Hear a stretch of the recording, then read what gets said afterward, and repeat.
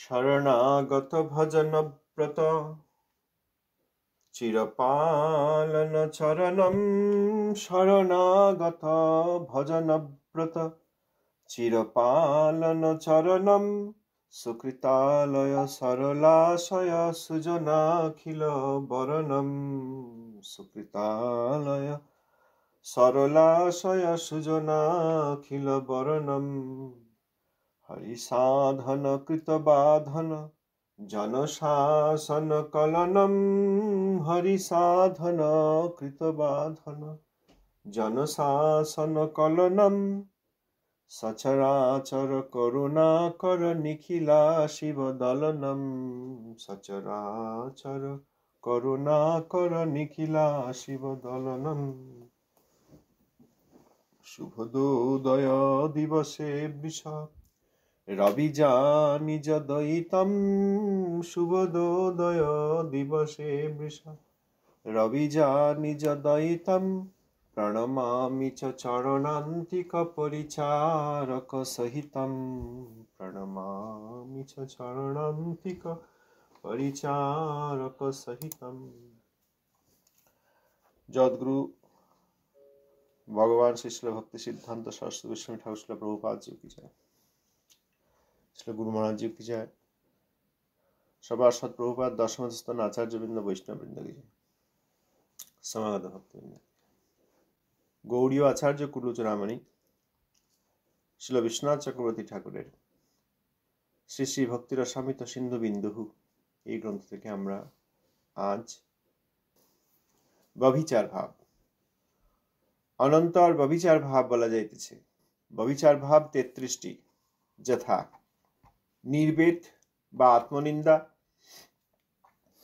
বিষাদ বা অনুতাপ, দৈন্য আপনাতে অযোগ্যতা বুদ্ধি, গ্লানি শ্রমজনিত দৌর্বল্য, শ্রম নৃত্যজনিত ঘর্ম, মদ মধুপানাদিজনিত মত্ততা, গর্ব অহংকার, শঙ্কা বা অনিষ্টাশঙ্কন, ত্রাস বা অকস্মাৎ ভয়, আবেগ চিত্ত সম্ভ্রম, উন্মাদ বা উন্মত্ততা, অপস্মৃতি বা অপস্মার নামক ব্যাধি, ব্যাধি বা জ্বরের উত্তাপ, মোহ বা মূর্ছা, মৃতি বা মরণ বা মৃত্যু, আলস্য অলসতা, জাঢ্য জড়তা, ব্রীড়া বা লজ্জা, অবহিতা আকার গোপন, স্মৃতি পূর্বানুভূত বস্তুর স্মরণ, বিতর্ক বা অনুমান, চিন্তা কি হইবে এরূপ ভাবনা, মতি অর্থাৎ শাস্ত্রার্থ নির্ধারণ, ধৃতি অর্থাৎ ধৈর্য, হর্ষ আনন্দ, ঔৎসুক্য উৎকণ্ঠা, ঔগ্র তীক্ষ্ণ স্বভাবতা,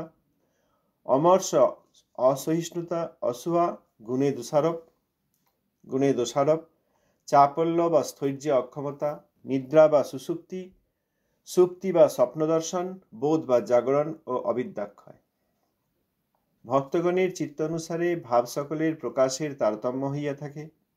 তন্মধ্যে কখনো সমুদ্রের ন্যায় গম্ভীর চিত্তেও অপ্রকাশ বা স্বল্প প্রকাশ এবং অল্প খাতের ন্যায় তরল চিত্তে অতিশয় প্রকাশ পাইতে দেখা যায়।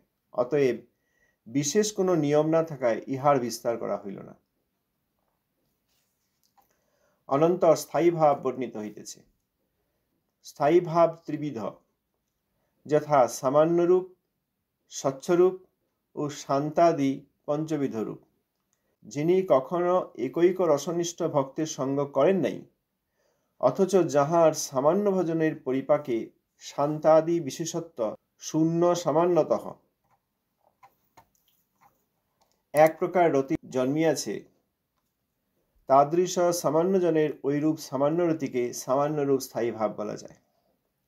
কারও যদি অবিশেষে শান্তাদি পঞ্চবিধ ভক্ত সঙ্গই লাভ হইয়া থাকে এবং ভজন পরিপাকে যদি পঞ্চবিধ রতি তত্তদ ভক্ত সঙ্গে অবস্থিতি কালভেদে উদয় হয়, যেমন কখনো শান্তি, কখনো দাস্য, কখনো শান্ত, কখনো দাস্য, কখনো সখ্য, কখনো বাৎসল্য এবং কখনো কান্তভাব প্রকাশ পায়, অথচ কোনো নির্দিষ্ট একটি ভাবে যদি নিষ্ঠা না থাকে, তবে তাহার ঐরূপ রতিকেই স্বচ্ছ স্থায়ী ভাব বলা যায়। আর পৃথক পৃথক রসৈকনিষ্ঠ ভক্তের শান্তাদি পৃথক পৃথক ভাবের নামই শান্তাদি পঞ্চবিধ রূপ স্থায়ী ভাব। ব্যভিচার ভাব বিষয়ে বিশেষ আমরা যাচ্ছি না। তারপর ছিল চক্রবর্তী ঠাকুরও ভাব প্রকাশের তারতম্য নিয়ে বিশেষ বলেননি, কারণ কোনো নির্দিষ্ট নিয়ম নেই, অতএব এই বিষয়ে তিনি বিস্তার করেননি। কখনো সমুদ্রের ন্যায় গম্ভীর চিত্তেও অপ্রকাশ থাকে, আবার কখনো স্বল্প প্রকাশ বা অল্প খাতের ন্যায় তরল চিত্তে অতিশয় প্রকাশ হয়ে যায়। গম্ভীর চিত্তে অপ্রকাশ, গম্ভীর ভাব ভক্ত কিন্তু কোনো প্রকাশ নেই, এমন হতে পারে। আবার তরল চিত্ত অল্প খাত, মানে গভীরতা খুব কম, ভাবের গভীরতা খুব কম, কিন্তু প্রচুর প্রকাশিত হয়ে যাচ্ছে, অতএব বিশেষ কোনো নিয়ম নেই। চক্রবর্তী ঠাকুর এই জন্য বিশেষভাবে তার বিস্তার করেন। এরপর স্থায়ী ভাব, বিভাব, অনুভাব, সাত্ত্বিক, ব্যভিচার, এই 4 প্রকার বস্তু। তারপর স্থায়ী ভাব। স্থায়ী ভাব 3 প্রকার, এক সামান্য রূপ, এক স্বচ্ছ রূপ ও শান্তাদি, পঞ্চবিধ রূপ। কোন সাধক যখন এক রসনিষ্ঠ ভক্তের সঙ্গ করেন নাই, অথচ সামান্য কিছু ভজনের পরিপাকে সেই ফলে শান্ত আদি বিশেষত্ব শূন্য, কোনো রসের কোনো বিশেষত্ব নেই, এবং সামান্য এক প্রকার রতি তার আবির্ভাব হয়েছে, তখন তাকে বলা হয় সামান্য রূপ স্থায়ী ভাব। কোনো একটা রসে কিন্তু কোনো বিশেষ ভক্তের সঙ্গ হয় নাই, এই জন্য অল্প কিছু জন্মেছে, তাকে সামান্য রূপ স্থায়ী ভাব। যদি কোনো সাধক অবিশেষে শান্ত আদি পঞ্চবিদ্ধ ভক্ত সঙ্গই লাভ, দাস্য ভক্তি রসের কোনো ভক্ত, সখ্য ভক্তি রসের কোনো ভক্ত, বাৎসল্য রসের কোনো ভক্ত, বা মধুর রসের কোনো ভক্ত এইরকম, বা শান্ত রসের কোনো ভক্ত এইরকম অবিশেষে 5 প্রকার রসেরই ভক্তের সঙ্গ হয়ে থাকে, তখন তিনি এই 5 প্রকার রসেই আকৃষ্ট হন। কখনো কৃষ্ণকে বাৎসল্য রসে ভোজন করেন, কখনো মধুর রসে ভোজন করেন। এই কোন কোন ভক্তের সঙ্গে তিনি অবস্থান করছেন সেই রকম ভাবে তার ভাব উদয় হয়। কখনো শান্তি অর্থাৎ শান্ত, কখনো দাস্য, কখনো সখ্য, আবার কখনো বাৎসল্য, আবার কখনো কান্ত ভাব বা মধুর রস। কোনো একটা নির্দিষ্ট ভাবে নিষ্ঠা নেই। কৃষ্ণকে কখনো পুত্র বলেও ভালোবাসছেন, আবার কখনো কান্ত বলেও ভালোবাসছেন। যেরকম ভক্তের সঙ্গ হচ্ছে তার সেই রকম ভাব প্রকাশ পাচ্ছে। এরকম রতি হলে স্বচ্ছ স্থায়ী ভাব। তিনি দাস্য রসেও আকৃষ্ট হয়ে পড়েন দাস ভাবে, আবার বাৎসল্য রসেও আকৃষ্ট হয়ে পড়েন মাতা পিতা ভাবে, মাতা পিতার অনুগত ভাবে। সুতরাং একে স্বচ্ছ স্থায়ী ভাব। স্বচ্ছ বলেছেন সম্ভবত এই জন্য যে কোনো স্বচ্ছ জিনিসের ভেতর দিয়ে দেখলে যেটা যেমন সেই রকমই দেখা যায়, তার মধ্যে নিজের কোনো বিশেষত্ব নাই। যেমন একটা স্বচ্ছ কাঁচের মধ্যে দিয়ে যদি নিচে কোনো জিনিসকে দেখা হয়, সেই জিনিসটা যেমন যেরকম রং সেরকমই দেখা যায়। আর যদি কোনো একটা রঙিন কাঁচ দিয়ে দেখা যায়, তাহলে সবসময় সেই রঙের জিনিস দেখা যাবে। একটা লাল রঙের কাঁচ বা একটা নীল রঙের কাঁচ, যে কাঁচের মধ্যে দিয়ে দেখবেন জগতের সব জিনিসকেই লালচে বা নীলচে, লাল রঙের বা নীল রঙের দেখবেন। যেহেতু এই রসের ভক্ত, তিনি যে ভক্তের সঙ্গ পান সেই রকমই তার ভাব প্রকাশ পায়, সেই জন্য তার স্বচ্ছ স্থায়ী ভাব। নিজস্ব কোনো একটা বিশেষ রসে তার নিষ্ঠা নেই। যে রসের ভক্ত তাদের সঙ্গে সঙ্গ হয়েছে, নিজের কোনো একটি রসের নিষ্ঠা নেই। অতএব যে রসের ভক্তের সঙ্গ হয় সেই রসের ভক্তের সঙ্গেই সেই রকম ভাবের উদয় হয়, এই জন্য স্বচ্ছ স্থায়ী ভাব। আরেক প্রকার বলছেন এই পঞ্চবিধ রসের তৃতীয় প্রকার, যে আর পৃথক পৃথক রসৈকনিষ্ঠ ভক্ত। কেউ একদম নির্দিষ্ট যে আমি শান্ত রসে, কেউ নির্দিষ্ট আমি দাস্য রসে, কেউ নির্দিষ্ট আমি সখ্য বা বাৎসল্য রসে, আবার কেউ নির্দিষ্ট তিনি মধুর রসে। তিনি গোপালকে পুত্র রূপে ভাবনা করতে পারবেন না, কারণ কান্তভাবে সেবা করেন মধুর রসে। সেখানে কোনো রাগাত্মিকা জন ব্রজদেবী তাদের আনুগত্যে গুরুবরকে ওই মধুর রসের ব্রজদেবী রূপে দেখেন। তিনি ওই সবসময় মধুর রসে, তিনি আর কৃষ্ণকে গোপাল বা পুত্রস্থানীয় গোপাল রূপে সেবা এরকম করতে পারবেন না। তিনি দেখবেন যে হ্যাঁ, আমাদেরই নাথ, আমাদেরই দেবীর কান্ত কৃষ্ণ নায়ক কৃষ্ণ, তিনি যখন ছোট শিশু তখন এইরকম, ছোট শিশু অবস্থাতেও তিনি এইসব করেছেন। এই মাখন চড়ি ইত্যাদি দাম বন্ধন লীলা হয়েছে, ব্রহ্মাণ্ড ঘাটে মৃত্তিকা খেয়ে মাকে মুখের মধ্যে ব্রহ্মাণ্ড দর্শন করিয়েছেন। এইসব দেখে তিনি খুব আনন্দ পাবেন, কিন্তু রস তার মধুর রস।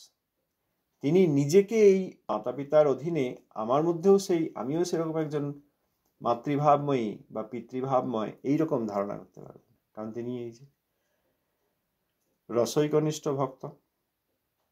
অতএব তিনি যে রসের, তিনি সেই রসেরই ভাবনা করবেন। এরকম অনেকে আছেন যারা সখ্য রসের ভক্ত, তারা সখ্য রসের সেবা করেন। কেউ কেউ আছেন বাৎসল্য রসের, তিনি বাৎসল্য রসের ভজনা করেন। কেউ মধুর রসে, তিনি মধুর রসেই ভজনা করেন। তিনি সকালের সঙ্গে কৃষ্ণের লীলা শুনলে আনন্দিত হন, কিন্তু কান্ত ভাবে আনন্দিত হন। তিনি আমার কান্ত, দেখো সকালের সঙ্গে কিরকম খেলা করছে, দেখো সুবলের সঙ্গে কিভাবে কথা বলছে, শ্রীদেবার সঙ্গে কিরকম খেলাধুলো ব্যবহার করছে। এই দূর থেকে দেখে আনন্দ পান ঠিক, কিন্তু নিজেকে সখা ভাব করেন না। তিনি ওই ব্রজদেবীদের অনুগতা হয়ে মধুর রসেই থাকেন। এইরকম যার যে ভক্তের রতি, তিনি এই শান্তাদি পঞ্চবিধ রূপ স্থায়ী ভাব এর অন্তর্গত। আবার অনেকে দেখা যায় গোপালের পূজা করেন, হতে পারে গোপালের পূজা করেন, আবার রাধা গোবিন্দের আরতিও দেখেন। যখন গোপালের পূজা করেন, হয়তো কোনো বাৎসল্য রসের ভক্তের সঙ্গে সঙ্গ হয়ে থাকবে, তখন পুত্ররূপে ভালোবাসেন বা রাধারানীকে কন্যা শিশুরূপে ভালোবাসেন।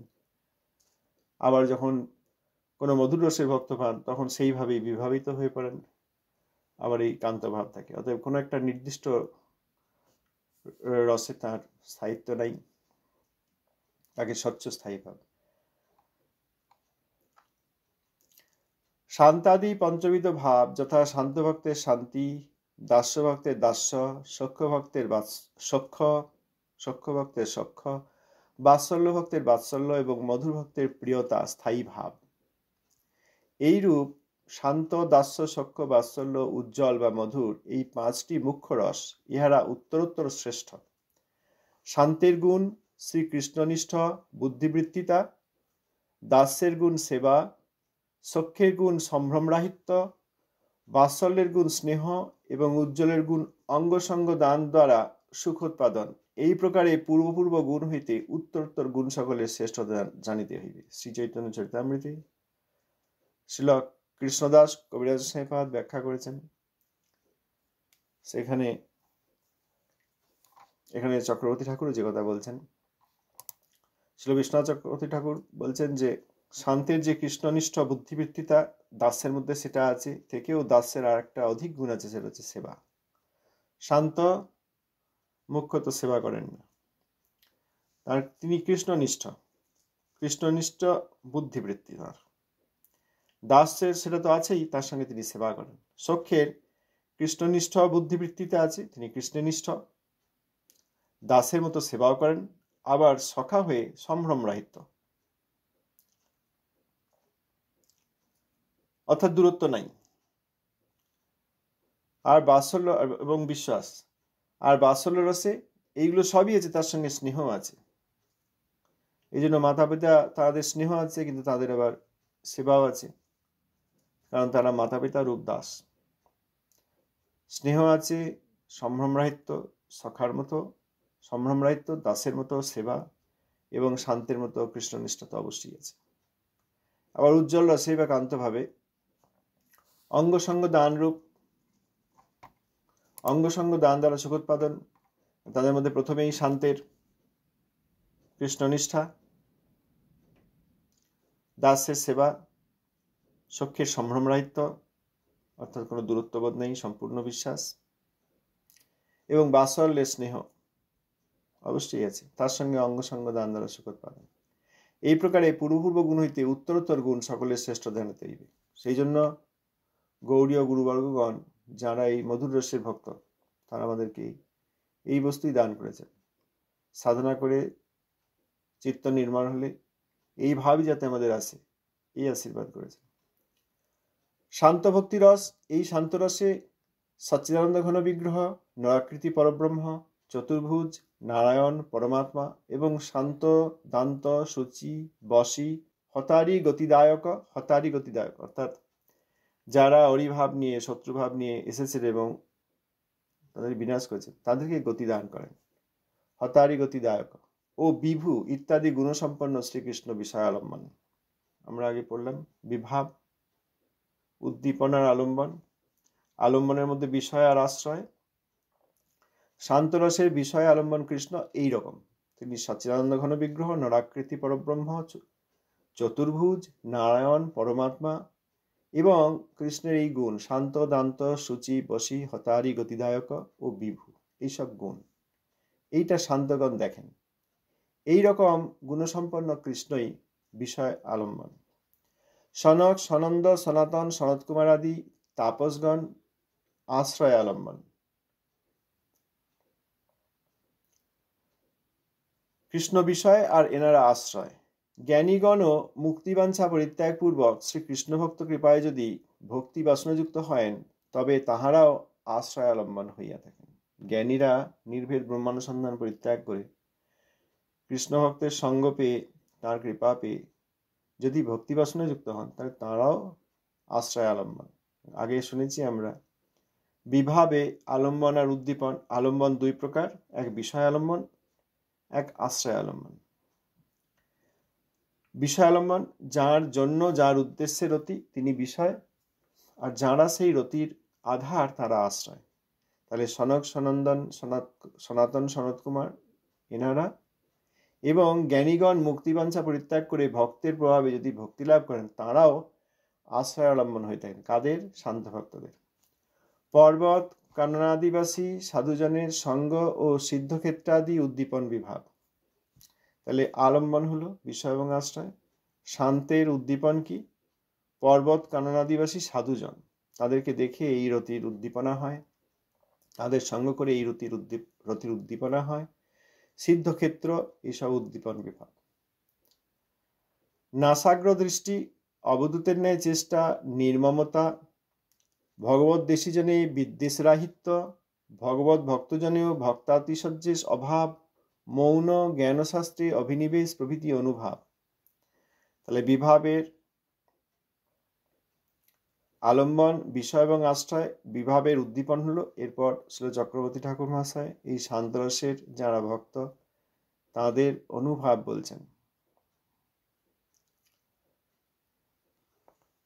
নাসাগ্র দৃষ্টি দেখেছেন ধীর সাধুরা যেভাবে ধ্যান করেন, নাসাগ্র দৃষ্টি, অন্য কোন দিকে তাকান না, দুই চোখই নাসিকার অগ্রের অংশ দেখার মতো বসে থাকেন, এইটা অনুভাব। অবধূতের ন্যায় চেষ্টা, নির্লিপ্ততা, অকিঞ্চনতা, নির্মমতা, খুব শান্ত, তারা কেউ কারোর সঙ্গে কোনো বিষয় নাই। ভগবত বিদ্বেষী জনের প্রতি বিদ্বেষ রাহিত্য। এইখানে আবার আমাদের বুঝতে হবে যে এই কথা হচ্ছে শান্তরতি যারা প্রাপ্ত হয়েছেন তাদের শ্রদ্ধা, সাধুসঙ্গ, অনর্থনিবৃত্তি, ভজনক্রিয়া, নিষ্ঠা, রুচি, আসক্তি, তারপর ভাব পর্যায়ে গিয়েছেন এবং শান্তভাবে ভজন করছেন তাদের। সাধারণ সাধকের কথা বলা হয়নি। সাধারণ সাধক যদি বিদ্বেষ রাহিত্য হন, ভক্ত এবং ভগবত বিদ্বেষীদের প্রতি যদি তিনি বিদ্বেষ রাহিত্য হন, তাকে বলা যাবে না যে তিনি শান্তভাব প্রাপ্ত হয়েছেন। তিনি সাধনাই করছেন না, কারণ এই বিদ্বেষ স্বাভাবিক, বিদ্বেষীদের প্রতি ক্রোধ স্বাভাবিক। যখন এই ভাব প্রাপ্ত হন তারা, শান্তরসের ভক্ত যারা যখন এই ভাব প্রাপ্ত হন তখন তাদের এই অবস্থা। অতএব এই বিদ্বেষ রাহিত্য আর সাধকের বিদ্বেষ রাহিত্য এক বস্তু নয়, অনেক পার্থক্য।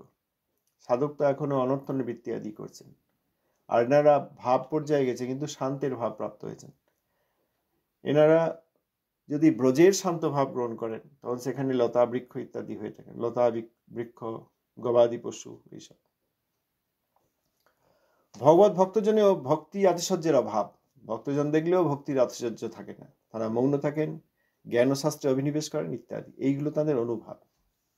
প্রলয়বর্জিত অশ্রু পুলক রোমাঞ্চাদি সাত্ত্বিক ভাব। প্রলয় হয় না, অর্থাৎ ওই শেষে যে মৃত্যু, মূর্ছা ইত্যাদি হয় না, অশ্রু পুলক রোমাঞ্চ ইত্যাদি হতে পারে শান্ত ভক্তদের, শান্তরস ভক্তদের। নির্বেদ, মতি, ধৃতি প্রভৃতি সঞ্চারী ভাব এবং শান্তি স্থায়ী ভাব। এই শান্তরসের হলো এবার দাস্যরসের ভক্তিরস। দাস্যভক্তিরস, এই দাস্যভক্তিরসে ঈশ্বর, কৃষ্ণ হচ্ছেন ঈশ্বর, তিনি প্রভু, তিনি সর্বজ্ঞ, তিনি ভক্তবৎসল প্রভৃতি গুণসমন্বিত শ্রীকৃষ্ণ বিষয়ালম্বন। অধিকৃত ভক্ত, আশ্রিত ভক্ত, পারিষদ ও অনুগামী, এই চারি প্রকার ভক্ত আশ্রয়ালম্বন।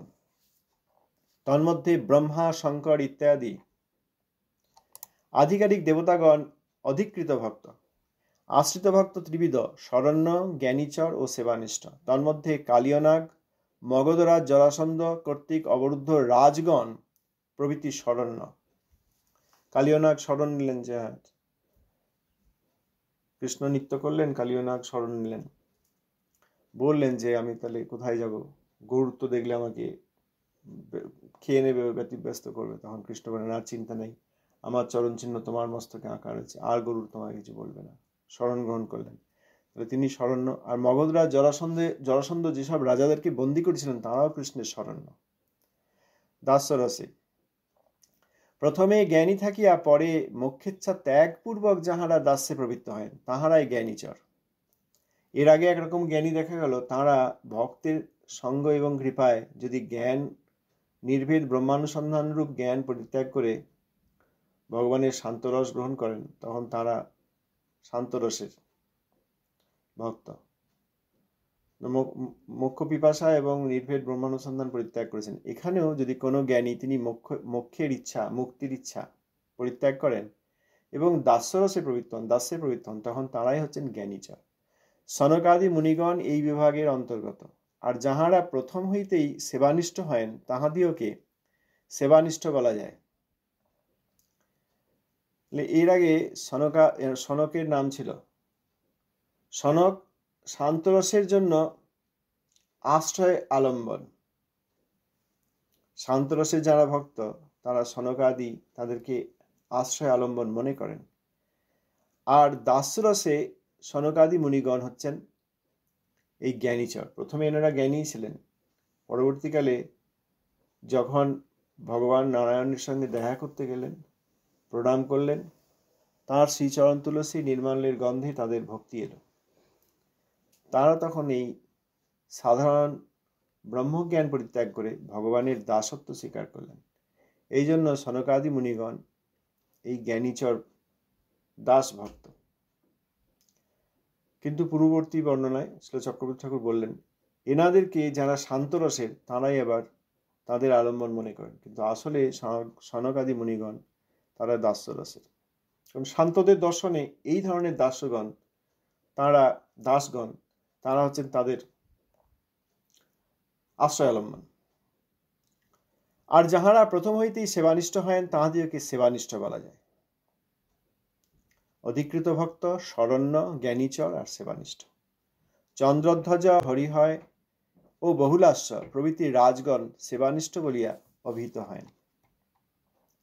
উদ্ধব, দারুক ও শ্রুতদেবাদি ক্ষত্রিয়গণ ও উপানন্দ প্রভৃতি গোপগণ পারিষদ, পুরে সুচন্দ্র ও মণ্ডনাদি এবং ব্রজে রক্তক, পত্রক, মধুকণ্ঠাদি অনুগামী। ইহাদের মধ্যে যাহারা সপরিবার শ্রীকৃষ্ণের যথোচিত ভক্তি করিয়া থাকেন তাহাদিগের নাম ধূর্য ভক্ত। যাহারা শ্রীকৃষ্ণের প্রেয়সীবর্গে অধিক আদরযুক্ত তাহাদিগের নাম ধীর ভক্ত। আর যাহারা শ্রীকৃষ্ণের কৃপালাভে গর্বিত থাকিয়া কাহারও অপেক্ষা রাখেন না তাহারাই বীর ভক্ত। এই সকল সম্ভ্রম প্রীতিযুক্ত ভক্তের মধ্যে শ্রীকৃষ্ণের গুরুত্ব বুদ্ধি বিশিষ্ট প্রদ্যুম্ন, সম্বাদী শ্রীকৃষ্ণের পাল্য, উক্ত ভক্ত সকল আবার নিত্যসিদ্ধ, সাধনসিদ্ধ ও সাধক ভেদে ত্রিবিধ। শ্রীকৃষ্ণের অনুগ্রহ চরণধূলি ও মহাপ্রসাদ প্রভৃতি উদ্দীপন বিভাব, আজ্ঞা পালনাদি অনুভাব। দাস্যরসের তিনটি অবস্থা, প্রেম, স্নেহ ও রাগ। তন্মধ্যে অধিকৃত ভক্তে ও আশ্রিত ভক্তে প্রেম পর্যন্ত স্থায়ী, পার্ষদ ভক্তে স্নেহ পর্যন্ত স্থায়ী, পরীক্ষিত, দারুক ও উদ্ধবে রাগ পর্যন্ত দৃষ্ট হয়, ব্রজানুগ, রক্তকাদিতে এবং পুরে প্রদ্যুম্নাদি সকলগুলি দৃষ্ট হয়। এই দাস্যরসে অযোগ ও বিয়োগ এই দুইটি অবস্থা হয়। প্রথম শ্রীকৃষ্ণ দর্শনের পূর্বের অবস্থার নাম অযোগাবস্থা, দর্শনের পরে যে বিচ্ছেদ তার নাম বিয়োগাবস্থা। বিয়োগে অঙ্গতাপ, কৃশতা, জাগরণ, আলম্বন শূন্যতা বা অনবস্থা, অধীরতা, জড়তা, ব্যাধি, উন্মাদ, মূর্ছা ও মৃত্যু অর্থাৎ মৃত্যুতুল্য অবস্থা, এই দশা। অযোগে ঔৎসুক্যাদি এবং যোগে সিদ্ধিতুষ্টি প্রভৃতি দশা। দাসদের কথা হলো, দাসদের প্রেম উপরে যেতে পারে,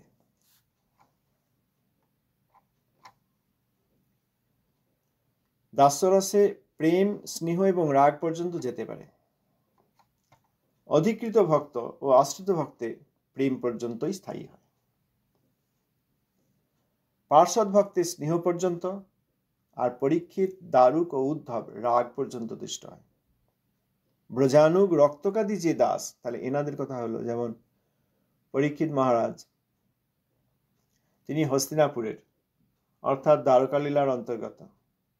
দারুক দ্বারকার সারথী, আর উদ্ধব মহারাজ তিনি দ্বারকায় কৃষ্ণের সবচেয়ে প্রিয়। উদ্ধব মহারাজকে কৃষ্ণ ব্রজে পাঠিয়েছিলেন ব্রজের ভক্তদের কষ্ট লাঘবের জন্য। সন্দেশ নিয়ে উদ্ধব মহারাজ সেখানে গিয়েছিলেন এবং কৃষ্ণের জন্য সব ভক্তদের সন্দেশ আনয়ন করেছিলেন। এই পরীক্ষিত মহারাজ, দারুক এবং উদ্ধব মহারাজ এনারা রাগ পর্যন্ত যেতে পারেন। আগে আমরা দেখলাম না, ভাব, ভাবের পরিপক্কাবস্থায় প্রেম, প্রেমের পর স্নেহ,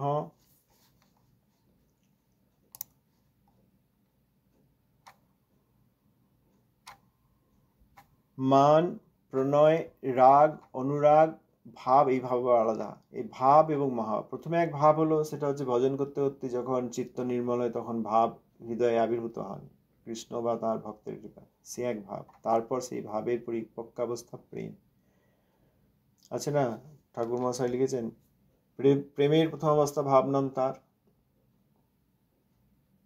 প্রেমনস্ত প্রথম অবস্থা ভাবৈত্য বিধিয়তে। প্রেমের প্রথম অবস্থায় ভাব। একটা ফুল যখন প্রথম ফোটে কুড়ি হয় তখন সেইটাকে ভাবের সঙ্গে তুলনা করা যেতে পারে। সেই ফুলের কুড়ি যখন সম্পূর্ণরূপে প্রকাশিত হয় তখন সেটা হচ্ছে পূর্ণ পুষ্প, অর্থাৎ প্রেম। প্রেম, প্রেমের উপর স্নেহ, আমরা গতকাল একটু পড়েছি, স্নেহ, স্নেহের উপরে মান, তার উপর প্রণয় বিষ্টম্ভ, তার উপরে রাগ। তাহলে শ্রীল চক্রবর্তী ঠাকুর মহাশয় বলছেন, পরীক্ষিত মহারাজ, দারুক ও উদ্ধব এনারা রাগ পর্যন্ত যেতে পারেন। এই পরীক্ষিত মহারাজ, দারুক, উদ্ধব এনারা পুরের দাস, দ্বারকাপুরীর দাস। আর ব্রজের যেসব দাস, ব্রজানুগ যে দাস, তারা হচ্ছেন রক্তকাদি, পত্রক, মধুকণ্ঠ, চিত্রক আদি এনারা, এবং দ্বারকাপুরে প্রদ্যুম্নাদিতে সকলগুলোই দৃষ্ট হয়। এই দাস্যরসে অযোগ ও বিয়োগ দুটো অবস্থা হয়। কৃষ্ণের দর্শনের পূর্বের যে অবস্থা তা হচ্ছে অযোগ, এখনো দর্শন হয়নি। দর্শন হওয়ার পর যখন কোনো বিচ্ছেদ হয় তখন তাকে বিচ্ছেদ, সেই বিচ্ছেদকে বিয়োগ অবস্থা। বিয়োগে কি ফল হয়? অঙ্গতাপ, জ্বর আসে, কৃশতা, শরীর হালকা হয়ে যায়, খারাপ হয়ে যায়, জাগরণ, ঘুম আসে না, আলম্বন শূন্যতা বা অনবস্থা, অধীর হয়ে থাকেন, জড়তা থাকে, কোনো ব্যাধি, উন্মাদ এবং সর্বোপরি মূর্ছা এবং মৃত্যু, মৃত্যুর ন্যায়, এই দশা। আর অযোগে ঔৎসুক্যাদি এবং যোগে সিদ্ধিতুষ্টি প্রভৃতি দশা। 10 পর্যন্ত আমরা পড়লাম, 18 নম্বর শ্লোক। এরপর সখ্য ভক্তি রস আগামীকাল হবে। জয় গুরুদেব, জয় প্রভুপাদ, জয় শ্রী চক্রবর্তী ঠাকুর।